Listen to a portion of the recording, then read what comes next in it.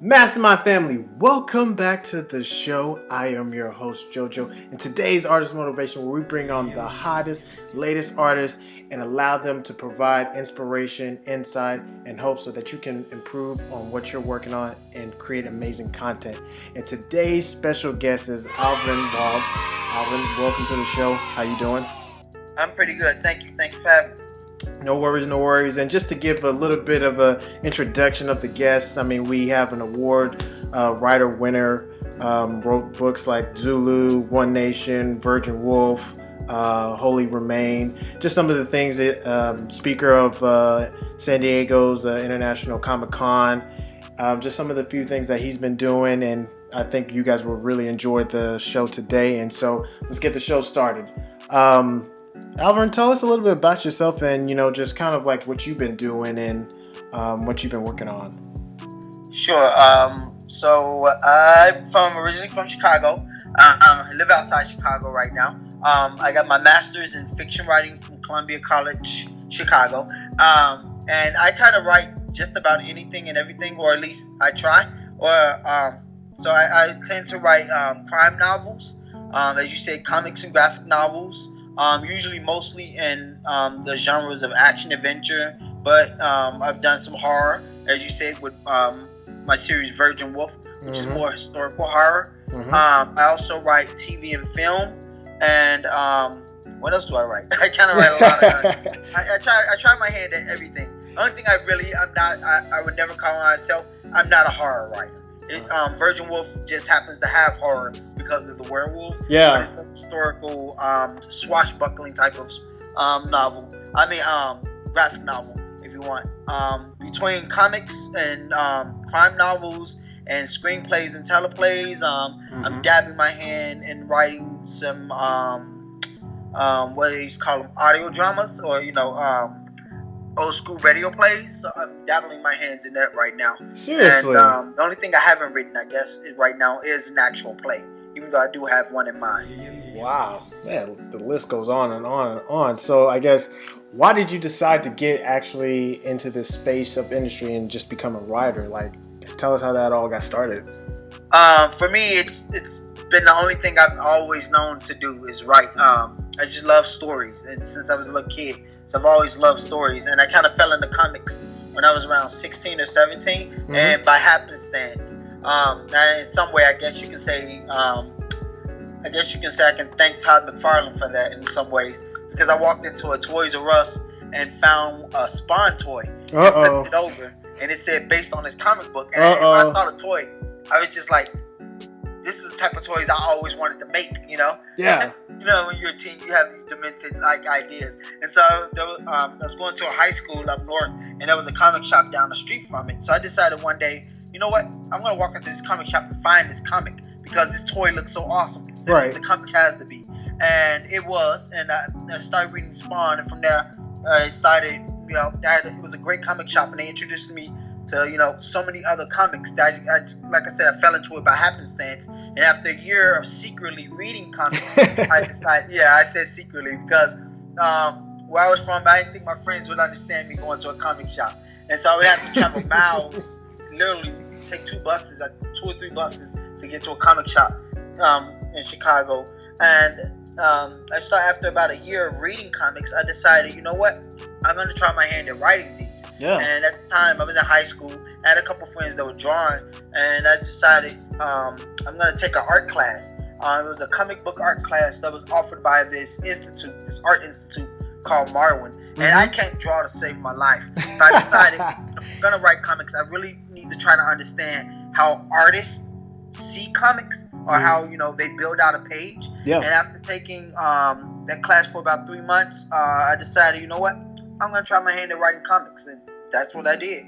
Man, that is awesome. That is awesome. And so you thought that your friends wouldn't understand you going to a comic book shop.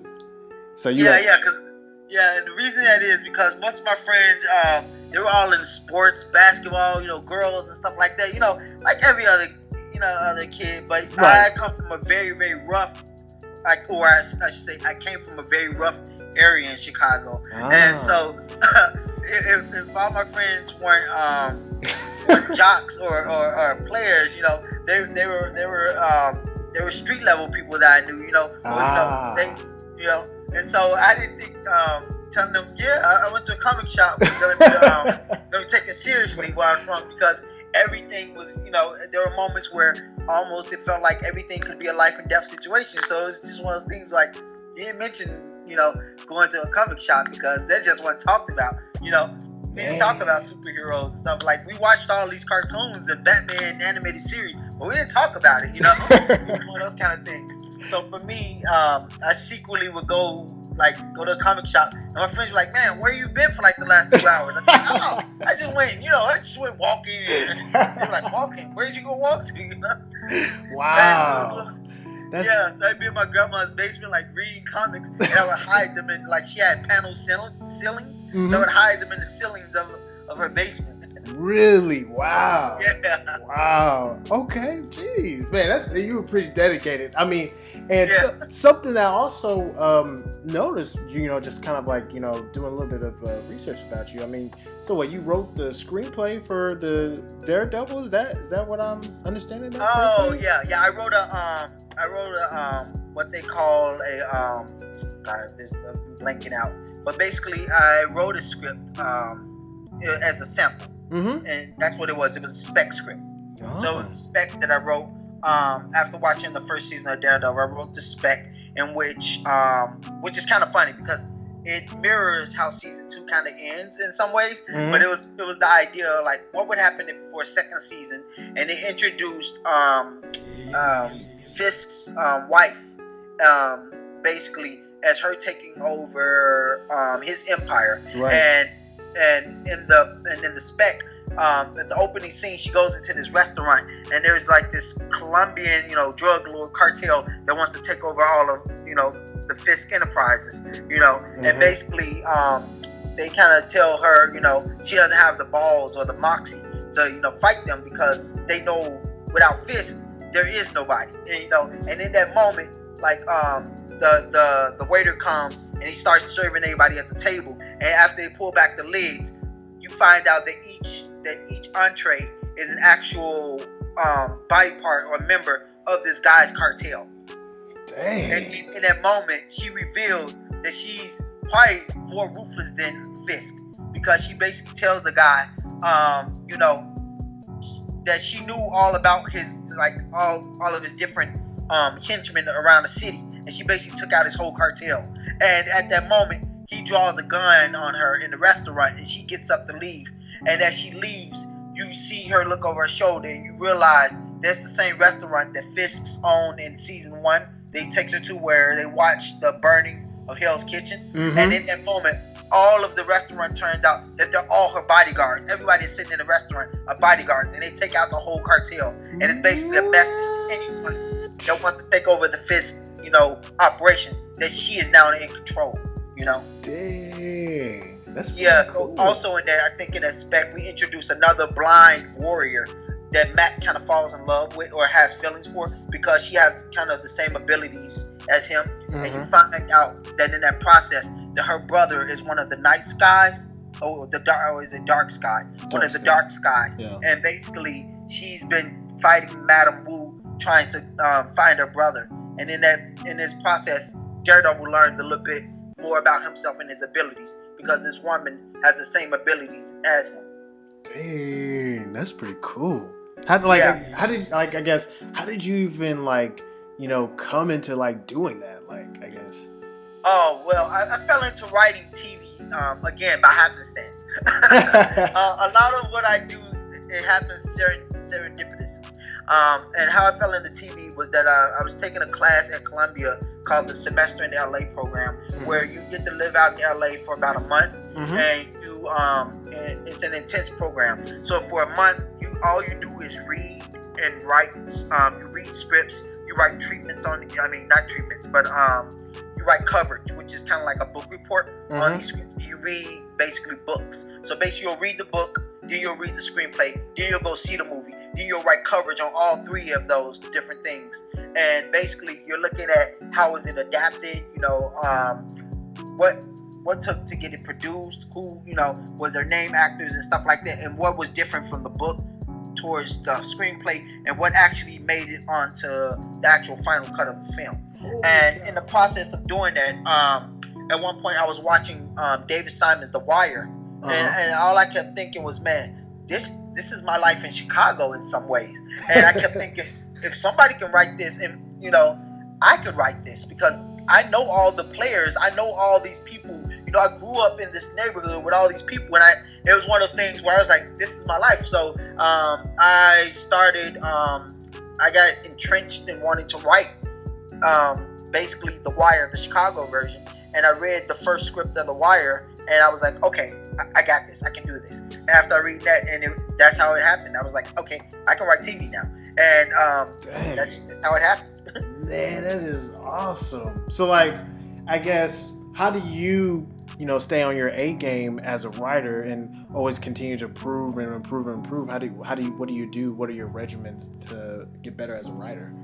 I tend to challenge myself, and by challenge I mean I tend to try to write something that's outside of my genre sometimes, or something that if it's going to be within something genre that I like, say crime, I try to tend to challenge myself to write it, to maybe write this piece a bit differently than I would write, that I would normally write. For instance, when I did Zulu was the first superhero comic I had ever written, and I challenged myself to not only write, to go beyond 22 pages. I made each issue 44 pages.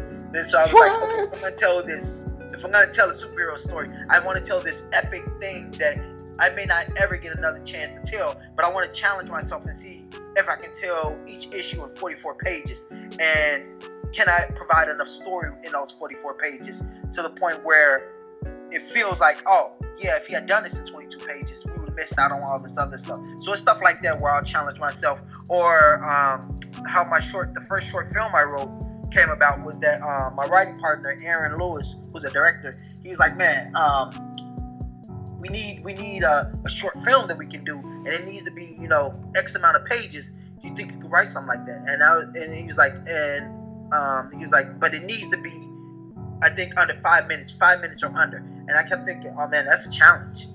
I've never written anything like that. And I was sitting at a party with my wife, and suddenly the idea for the film came to me. And I grabbed a whole bunch of napkins, and I just started writing on napkins. And I was like, okay, this is gonna be the film. So it's like that. It's in that way. It's like I try to again challenge myself through different ways. Whether that's okay, can you write a one-page comic, or can you tell? When I did When We Were Kings, another my first, I think Afropunk's first web comic that was ever done on their website. Each comic was done, I think. Each comic was done by a different artist, but it was like 10 pages. And in those 10 pages, if you read all 8 chapters, there's a through line that connects them all. But I wanted to do something where if you didn't read each chapter, then the one chapter that you did read was like a standalone story. So that was a challenge, to try to tell 8 different stories with 8 different artists and make them all standalone stories, but also have like a through line that if you read all the chapters, you pick up this through line that's in it. But if you didn't, it's like, oh, okay, I got it. So that was a challenge. Okay. So it's always something to like keep you on your toes, keep you, like just thinking outside the box. You're not always just doing one thing. You're doing many different things to kind of expand, your skill sets. Yeah, like for instance, when I did Dime, the Choose Your Own Destiny graphic novel, that was probably the hardest thing I had to write, because each choice in the graphic novel had to make sense, but it also had to end at a certain amount of pages per chapter. And I think there's 8 different chapters in that thing, and it was basically, that was the hardest thing to write, because you had to make sure that if something happened in chapter 1, by the time you got to chapter 8 or 10 or whatever it was, that whatever choice you made in chapter 1 made sense by the end of the book. Yeah. So stuff like that, that was really hard, trying to map out all these different scenarios and make sure that each one fit into the overall story. Okay, so then, like, would you say, another big challenge for you is your up and coming manga called what is it, Keten or something like that? Yeah, Titan. Yeah, Kiten. Yeah. Titan is I'm actually working on 2 mangas. Oh, I seriously? haven't built the next one yet. It's coming soon. Okay. But yeah, that again is a challenge because in some ways mangas are just comic books, Right. just the Japanese version of comic books. Right. But you really look at how mangas are created in the storylines, and it becomes a bit deeper than what most American comics are. So for me, the challenge was getting into that mindset. So I just started picking up and rereading a lot of the mangas I had read just to try to get myself in that mindset. But I'm also the way I like to write is that I like to write stuff that inspires me, but then if I think it's too close to what I'm trying to work on, sometimes I may not read it because I feel like it will influence it taints the idea, or it taints the creative process. So for me, with Kiten, it was something that just popped into my head, and I had been thinking about it and developing it. And then one day I just sat down and started writing a whole bunch of outlines for stories. And then what really pushed me to start making it was I read a volume of My Hero Academia. There's really nothing like super special about the story, and I remember somebody trying to compare it to Naruto, and I kept thinking these are 2 different properties and 2 different storylines that look nothing alike, and I kept thinking, man, I can do this. Yeah, that's the challenge right there. For me, it's like, you pull that off. Can you do that? Yeah. And so for me, the challenge was like, okay, I'm gonna do this. Nobody's done it, or that I know of in my circle. And so I was like, you know what? That's a challenge to tell a different type of story in a kind of in the same medium, but in a different, in a different genre. Yeah. Because it's more sci-fi, but also to try to push the envelope and get that story out to a whole different continent. Yeah. And that's what I'm trying to do now. So that's the challenge right there for me. It's like, oh, okay, I'm gonna take my stories east, right? And see if I can get them out there, and I'm praying that I do, but that's the challenge. I just got somebody recently in India bought one of my Choose Your Own Destiny graphic novels, and I was like, oh wow, so it's the possibility that it can get out there, Absolutely. You never know until you put it out there, who is going to be your fan base, right? Right. And then telling, as an African American creator, we love manga, we love hip hop and all this stuff, and you see so much of that fused in anime, which is the godchild, or I should say the sister of anime is the sister of manga. So it was just one of those things where I was like, you know what? I love these things. I love comics, and so why not try to tell the story? Exactly. And it was one of those kind of stories that I really wanted to tell because it has so many deep layers that I felt it can only be done in a manga. That I think to that point that the readership would accept me taking not a slow draw, but me taking time to really examine these characters. Yeah, absolutely. And I guess what is something you wish someone have told you before you got started as a writer, screenwriter, and all these things that you have under your hat? Something that was told to me earlier on, but I wish I had learned it, because I remember when I was in school, I thought about taking, how you take like your major and then your secondary, major or whatever. Yeah. And I kept thinking, man, I don't want to take screenwriting as a secondary major because that means I got to learn all of these things all over again.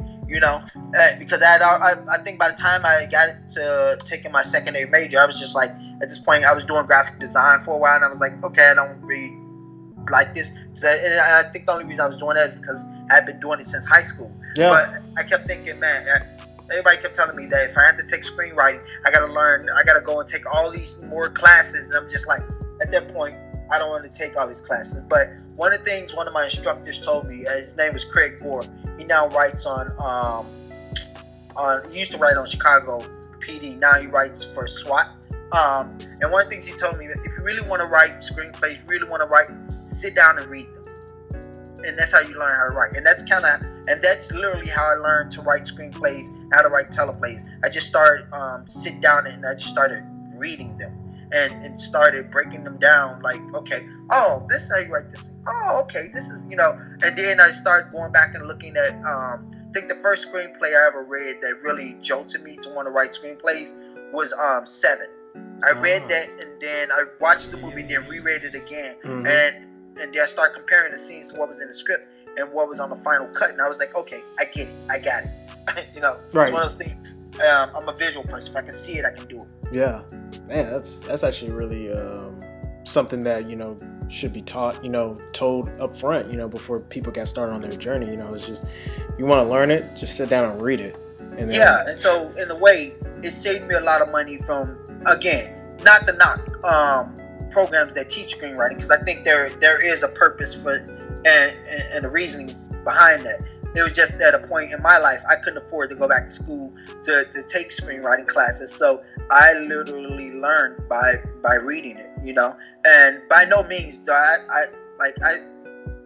also say I'm a screenwriter, but I still feel like there's so much I'm still learning that I wouldn't call myself a screenwriter, even though I'm slowly gaining the credits for it. But it's one of those things where I always feel like I'm still learning, and for those people that that went to school and that they took it up and this is their passion, I totally understand it, because I went to school to write novels, to write literary novels, and again fell into all these other things out of the love of just wanting to write. That's pretty amazing. And so, as a writer, screenwriter, and again, many hats that you have under your head, like, how do you promote yourself and get your work out there, and get your name out there? Like, how did you grow your fan base to be able to be where you're at right now?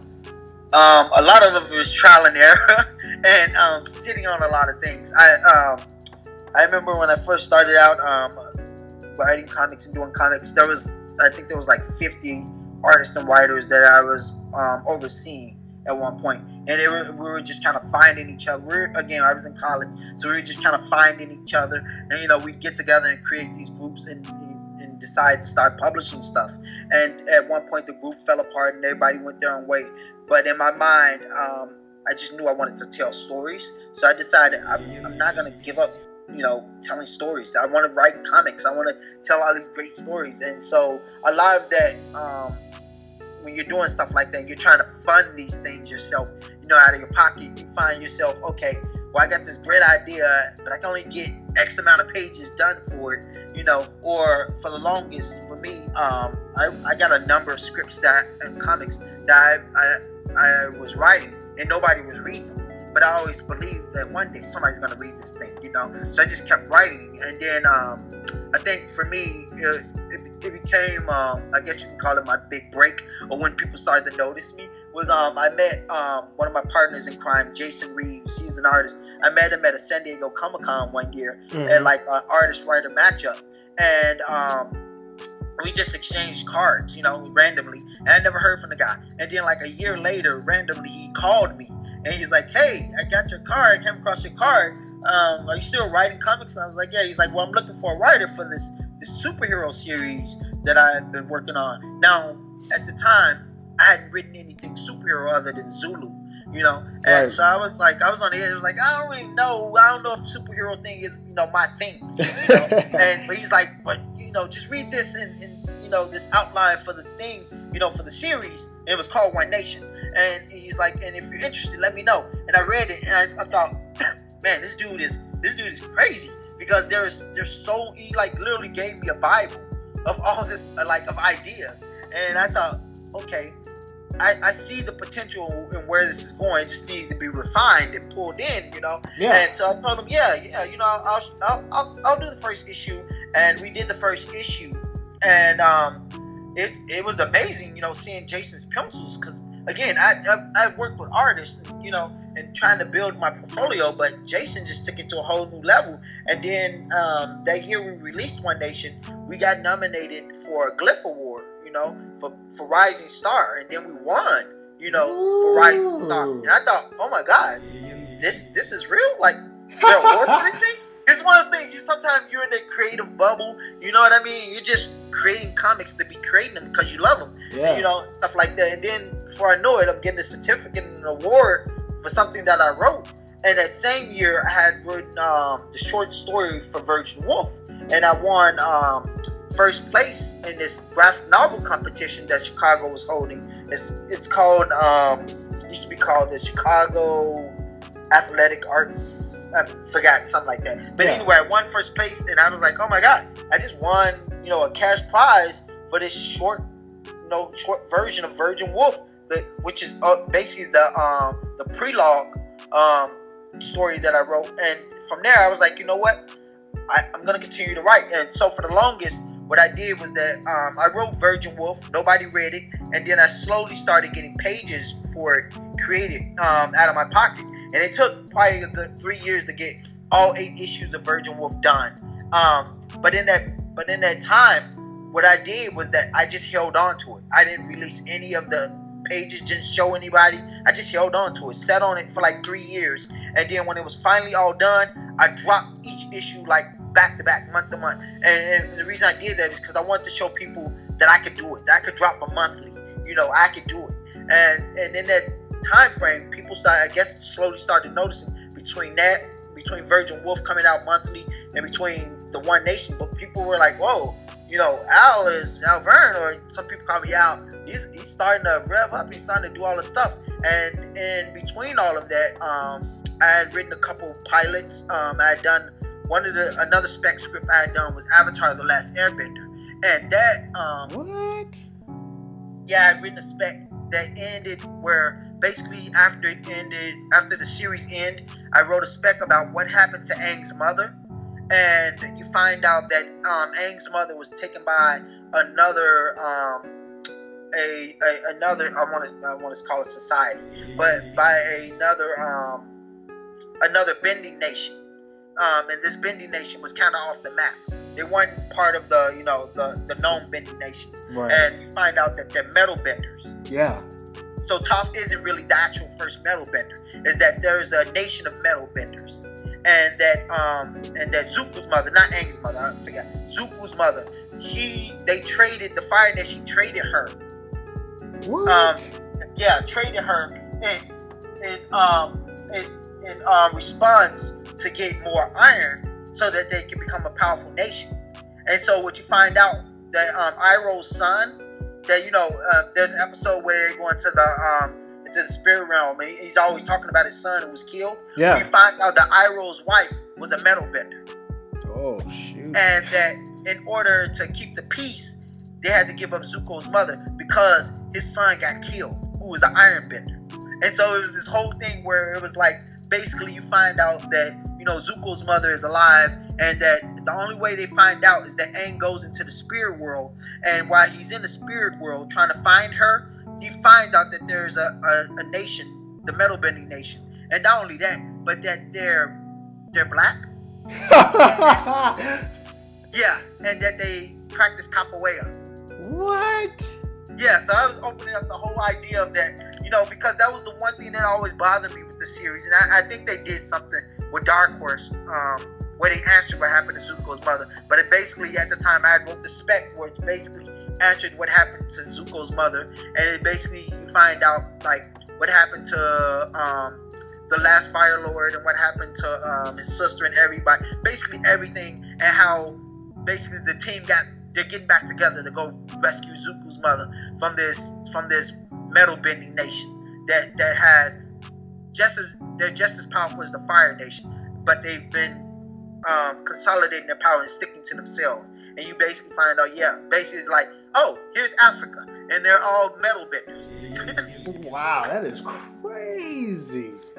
Yeah, that's actually pretty cool though. So like, yeah, man. You've done so much, and you continue to do a lot. Like, what keeps you driving, man? What keeps you motivated to continue to work? For me, there are moments where, I'm not gonna lie, and this is again to motivate artists. There are moments where I felt like the comic community has, I've been shunned, or I've been trying to get to editors and they won't, get back to me. And there have been moments where you feel like all the work you're doing, you feel like nobody's listening, nobody's reading it, and you get defeated some days. And there have been moments where I'm like, you know what, I'm done with comics, I'm walking away. I'm gonna go write, stick to writing novels. Or I'm gonna go off and just write film or TV or something. I'm not gonna do comics again. And then Jason Reeves is good at like, bro, you can't leave me. We got stories. Because we do One Nation, and then we do a kids comic called Kid Carvers. Engineers of the Impossible. So every time I think I'm like out, he's the one that pulls you back in. And I'm saying to Michael Corleone, they've pulled me back in, So Jason is real big on pulling me back in and making sure like I stay level-headed. And sometimes what'll also motivate me is just seeing some of my contemporaries, doing comics and putting out, like Greg Anderson and Elise with this is I'm gonna get this wrong. With his Narnia books, which is the son of the spider. God, why am I blanking on all these different things? Or like Robert Jeffries doing, his Route 3, like Art Belfeld and his new book that's coming out from Antarctic Press called Tainted Love. It's creators like that and so many others, or like Joe Curry doing Punks of Rage. It's creators like that when I see their work and I'm like, man, they're grinding, they're putting out books. Then I'm just like, okay, rivalry is motivation. I'm like that. It's like a Naruto Sasuke thing, And I'm like, oh man, I gotta get better. I gotta get my weight up. I gotta put some books out. So right now, like they're killing the game, and right now I've been silent about this.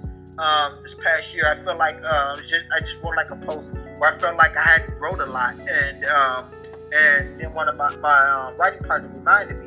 He's like, dude, you wrote this year, you wrote these TV shows this year, you wrote this year, and I'm like, oh yeah, I guess I did do a lot of writing. And then in the same breath, I'm like, I still didn't do enough writing.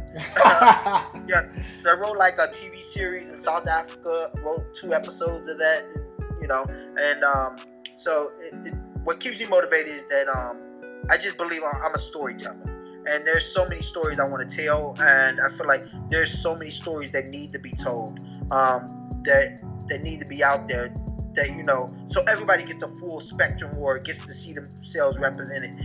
There's that whole big push and talk about diversity, and I feel like there's so many stories again that haven't been told, not only from me but from other writers or from other perspectives that need to be told, and I think that's what in some ways motivates me. Just every time I get an email from somebody that's read something of mine, or I get or I see a kid at a con and they're like, I read your book, or they're like, oh, I know about you. I'm like, how do you know about me? Like, how did you hear about me? My brother's always telling me, he's now on Facebook, he goes, man, I called you because a whole bunch of my coworkers know about you. He's like, they've been reading your work. I'm like, whoa, really? He's like, and they just told me you got this new book coming. I'm like, yeah, I kind of mentioned something about that, and I'm just like, oh wow, like there are people.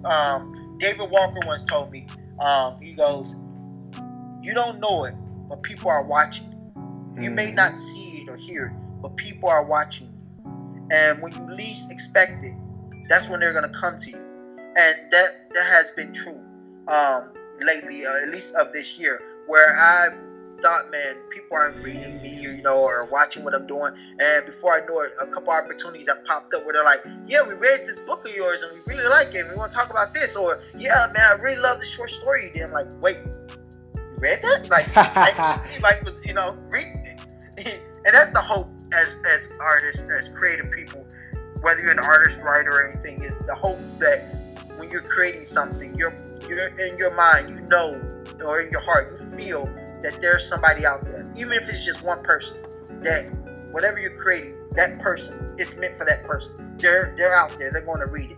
I remember when I wrote my first novel, my first crime novel.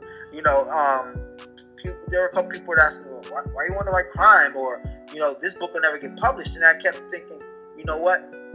There's somebody out there that this book is meant for, and in the way that I wrote it and where I wrote it from, I'm like, there's a whole neighborhood, a whole generation of people that I know that live in these neighborhoods that don't see themselves in any type of literature, don't see themselves in any kind of movie, unless they're being portrayed as thugs and being poverty ridden. But I'm like, there's a whole life outside of that people don't get to see, the joy and happiness, of living, in the hood, if you want to call it that, or living, in K-Town. And I just thought, man, I want to set my crime novels in the neighborhoods that I grew up in, and tell those, tell those stories about, the people that live there and stuff like that. Yeah, man, that's awesome. I mean, that would keep me motivated, just to be able to tell the stories of all the experiences and just different people that stories are not being told, And yeah. Man, that's really amazing. You are doing amazing stuff, man. I'm trying, man. I'm trying. Nah, you ain't trying. You do it, man. So like, okay, is there anything else that you're working on that's in the pipeline that you want to tell us about? Like, what's going on in the pipeline? I know we talked about a few, but is there any other more or? There's so much more. We got a book deal yesterday. Confirmed book deal for a graphic novel that I'm writing. It's called Rhineland Bastards. It's a true story about a group of Afro-German entertainers who band together and become an elite group of freedom fighters fighting against Hitler and his Nazi regime. Wow. Congratulations. Huh? I said congratulations. Yeah, man. So it's gonna be a graphic novel.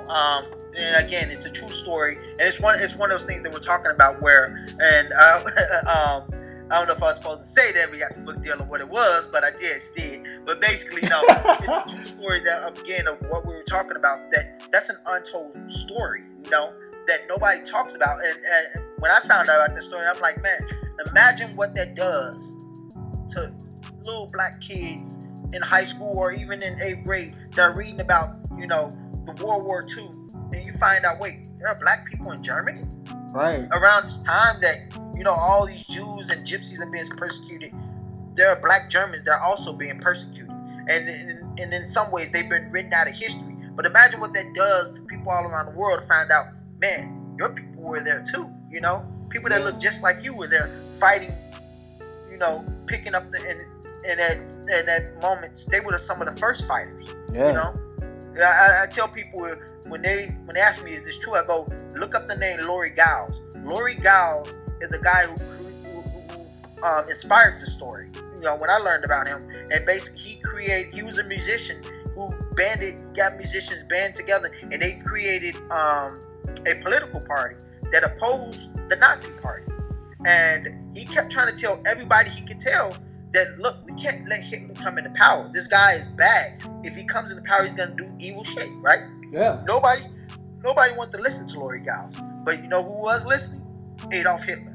So the day that Adolf Hitler became the Führer, the first thing he did was they sent SS officers to Laurie Giles' house. They pulled him out of his bed in the middle of the night, shot him in the head 6 times in front of his wife and kids.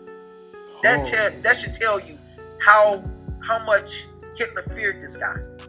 Wow. Because he was going to tell the world the truth. Yeah. Wow. And so one of the things the Allied forces did to all of the black Germans, that when they freed, all these different people, was the first thing they did was tell all of the black Germans, well, you're not German. You can't be. Go back to your home. Find your home. And all these black Germans are looking at them like, I was born here in Germany. This is all I've ever known. But now I have to leave. So basically took away all their citizenship and all their rights. And basically, in some ways, helped Hitler, carry out his plan, which was to disenfranchise black Germans and to annihilate them at some point. So that's the story we're telling in a graphic novel form. As you mentioned, Kaiten is a manga that I'm developing. I'm going to drop some new pages. Actually, I'm going to drop this teaser thing, a couple pages of that in the new year. I'm working on another manga with artist Veto is his name, that we're pitching right now, called Jukebox Legends, which is kind of a cyber sci-fi manga about these kids who get pulled into a jukebox and find out that there's this whole different world, And then I'm working on a Shakespearean, a modern day Shakespearean graphic novel. I can't say the name of it yet because there's some pictures out, and I want people to still be surprised when that comes out. Right. And then I'm adapting. This is something nobody knows about, so I guess you'll be the first. I'm adapting a book right now with a writer, a crime novel. We're adapting it into a television series. So I'm working on the outline and pilot for that right now. So yeah, I'm writing the pilot for a series that's going to be pitched to a couple streaming services. You can, I'm sure you can. And then a webcomic I worked on is we're developing that right now to be pitched also to a couple streaming services. We got a producer attached, and in the new year I'm going to be writing the Bible with one or two other writers. We're going to work on some episodes and a pitch for it. And then I'm currently editing my next crime novel, which is called Blue Religion. And then I'm working on the end of Kid Carver's, the first book. We got a big Kickstarter that's going to come out in March to finish up the graphic novel series. And I'm writing something secretly right now for Kid Carver's. It's going to be really cool, like an activity type book. And then trying to think, I'm writing on something else. I'm always writing something. I just finished a short film called The Lords, or I should say a short film script called The Lords of Bedlam. Okay. Which is basically a story about a former Mexican hitman who comes out of retirement to save this family, but it has a twist on it because we're trying to break some stereotypes in some ways. But it's basically it was a challenge by a friend of mine who said, "Man, after watching, he's watching Black Panther. He goes, man, do we have any Latino superheroes that we can do now?" And he was like, and that was a challenge for me. I was like, man, so I write all these different things, but now it was like, what is the challenge of writing, for a specific, ethnicity? And so I was like, oh man, I'm gonna write this thing. And it was a challenge. How Lord of Bedlam came about was that my writing partner sent me a message. He goes, man, there's this short film challenge, and we need something, action packed. And I was like, oh, I got this. And so I was like, okay, I'm gonna write it, but I'm gonna write it with a Mexican lead in mind, Yeah. And doing that, and then I wrote another short film, which now we're turning into a manga called Bloodroot, which is about again from Challenge, which is about an assassin who is bound to a wheelchair. What? Yeah, and so that became the idea of representation, like people being represented, And I thought, man, well, people with disabilities aren't necessarily represented in film and TV in a way that in a way that shows that their disability can also be their advantage, or that they're even represented as, oh, I got this disability, but that doesn't stop me from living a life and being part of society. So out of that idea, I thought, man, what would it be cool to have somebody that's bound to a wheelchair and having this disability, because it isn't a handicap, it doesn't stop them from living life and being, the main character of this story. And that's kind of how that blossomed or came about. So I'm always thinking about like challenges like that, and thinking about that, as being a Black American, other people are being oppressed in other different ways too. They may not be oppressed by, skin tone or for the ethnicity. They could be oppressed because of their sex, or because of a number of different things. Right. And you want to might be oppressed, to a degree, So I just try to think of those things as being challenging. I think that's all I'm working on so far. I'm sure there's something else I'm leaving out that I'm supposed to be writing at some point. sounds like many projects that you got in the pipeline, and that's really amazing, and that's really awesome stuff. And so I guess what are some final words of wisdom that you would like to impart on the show? Something somebody told me, and again, it's two things. I'm gonna quote a great teacher of mine that he is quoting somebody. Sam Weller quoted another writer of mine, a friend of mine named Joe Mino, and somebody asked him, what's the difference between him and the next writer? And he said the difference between him and the next writer is that he actually finishes. So that became like my motto to everything, is that I try to finish everything I try to work on. I try to finish it.